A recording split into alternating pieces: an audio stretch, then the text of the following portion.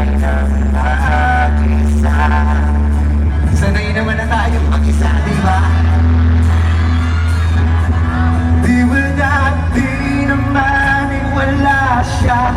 Di ba dati naman na tayo sanay ng mag-isa? Tanggapin na lang natin, wala ka na.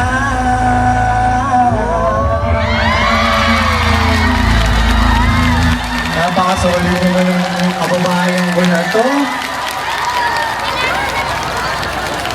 Napakadami nyo naman ngayong gabi. Gusto kong marinig yung sigawan ng mga pinagpalit ngayong gabi. Sino yung pinagpalit dito sa kaibigan? Eh yung pinagpalit sa malapit.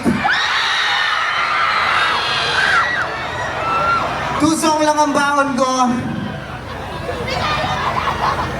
More! Para to sa lahat ng dinaniwala.